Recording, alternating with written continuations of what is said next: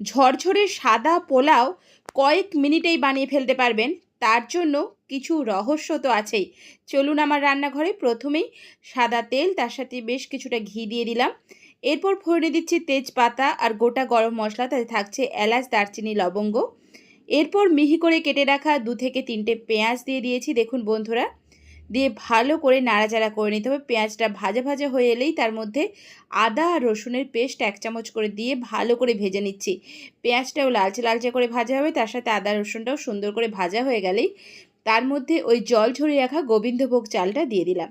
দেখুন চালটা দিয়ে ভালো করে ভাজা ভাজা করতে হবে চালটা, যাতে কোনো রকম জল না থাকে। খুব সুন্দরভাবে চালটা যত ড্রাই করে ভেজে নিতে পারবেন তত কিন্তু পোলাওটা ঝরঝরা হবে। দেখুন বন্ধুরা, চালটা খুব সুন্দর করে নাড়াচাড়া করে নিচ্ছি। এরপর আমি ওখানে অ্যাড করে দিচ্ছি কাঁচা লঙ্কা, পরিমাণ মতো নুন দিলাম।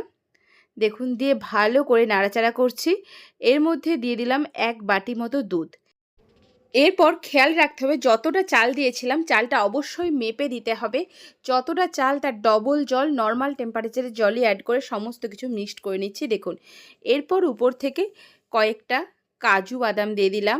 আপনারা চাইলে কিশমিশও অ্যাড করতে পারেন। আমি কাজু বাদাম অ্যাড করেছি। কাজু বাদামটাকে ভাজিনি, একেবারেই বাদামটাই দিয়ে দিলাম দেখুন।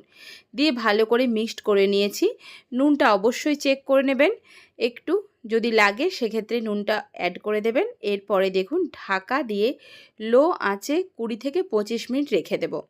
25 মিনিট পর ঢাকা খুলেই দেখবেন একেবারে চালটা 90%-এরই মতো সেদ্ধ হয়ে গেছে দেখুন। আর জাস্ট আর একটু হলেই পোলাওটা রেডি হয়ে যাবে। এরপর কিছুই না, টেস্টের জন্য এরপর অ্যাড করে দেব একে একে পেঁয়াজ বেরেস্তা। বেশ কিছুটা পেঁয়াজ প্রথমে আমি ভেজে রেখেছিলাম, সেই পেঁয়াজ বেরেস্তাটা দিয়ে দিলাম। এরপরে দিয়ে দিচ্ছি পরিমাণ মতো চিনি। অবশ্যই চিনিটা ব্যালেন্স বুঝে দেবেন, খুব বেশি মিষ্টি হবে না, হালকা মিষ্টি হালকা ঝাল এইরকমই পোলাওটা হয়। দেখুন পরিমাণ মতো নুনটা দিয়ে দিলাম। এরপর বেশ কিছুটা ঘি দিয়েছি, যেহেতু কাঁচা লঙ্কা দেওয়া ছিল।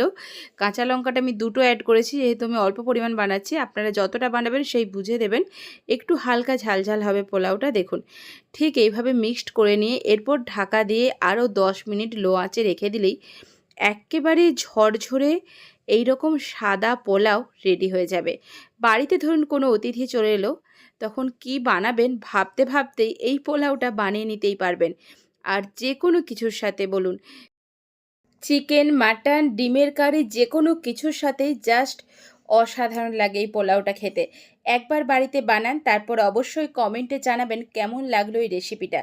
চলুন আজকের মতো বিদায় জানাবো। ভালো থাকুন, সুস্থ থাকুন। পরবর্তী ভিডিও পেতে অবশ্যই সাবস্ক্রাইব করে পাশে থাকবেন। আজকের মতো টাটা।